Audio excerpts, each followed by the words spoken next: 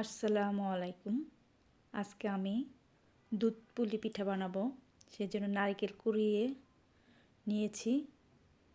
নারকেল খেজুরের গুড় দিয়ে নারকেলটা পাশিয়ে নিব, পুর বানিয়ে নিব। অনেকক্ষণ একটু সময় নিয়ে ভাজতে হবে ধীরে ধীরে।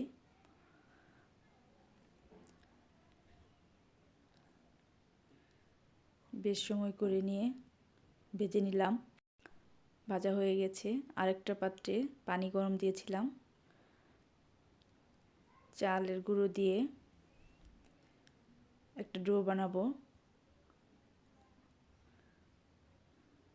ভালো করে মেখে মুথে নেব। একটু বেশি বানানো হচ্ছে, সেজন্য একটু এলোমেলো এলোমেলো হয়েছে। ভালো করে মাখতে হবে। তারপরে ছোট ছোট করে এক এক এক এক দিয়েও বানানো যায়, কিন্তু আমি হাতেই বানাচ্ছি। এক একজন এক একটা বানাচ্ছে। আমার বড় আপু বানাচ্ছে, আমি বানাচ্ছি। কারণ এটা অনেক ছোট ছোট করে বানাতে হয়। আমাদের এলাকায় এটা ছোট করে বানায়। যত ছোট বানাবে তত মজা, এটাই বলে আমাদের মুরব্বীরা। তাই আমিও ছোট ছোট করে বানাচ্ছিলাম দুধ পুলি পিঠার জন্য। পুলি পিঠা এরকম করে ছোট ছোট করে হাতে বড় আঙ্গুলে দিয়ে করে টিপে টিপে বানাতে হয়।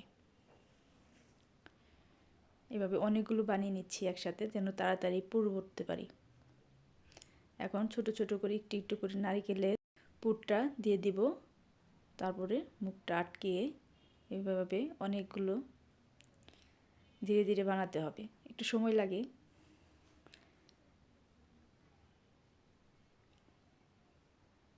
টিপি টিপি করে বানাবো এভাবেই।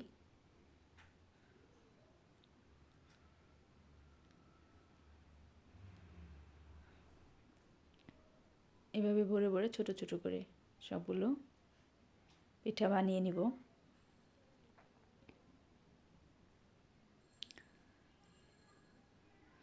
এখন যে পাত্রে আমি পিঠাগুলো বানাবো, দুধ গরম দিয়েছি, দিয়ে ভালো করে ফুটিয়ে ওগুলো বানানো ছিল সবগুলো ফুটন্ত দুধে দিয়ে দিয়েছি। দিয়ে ভালো করে নেড়ে দিচ্ছি। নিচে বেশি বেশি নাড়তে হবে যেন লেগে না যায়। এরপর আমাদের শীতের খেজুরের গুড় দিয়ে দিলাম পিঠার সাথে। এটা আসলে আমার বড় আপু বানাচ্ছে, আমি শুধু ভিডিও করছিলাম। এভাবে ধীরে ধীরে ফুটে ওঠা পর্যন্ত অপেক্ষা করতে হবে।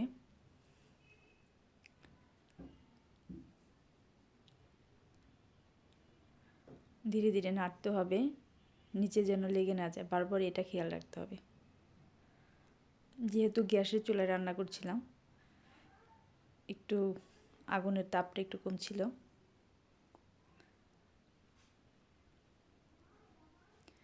ফুটে উঠেছে।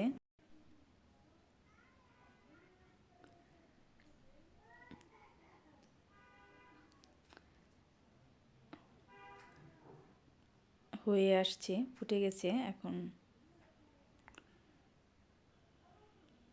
হয়ে গেল আমার দুধ পুলি পিঠা। কেমন হয়েছে সবাই?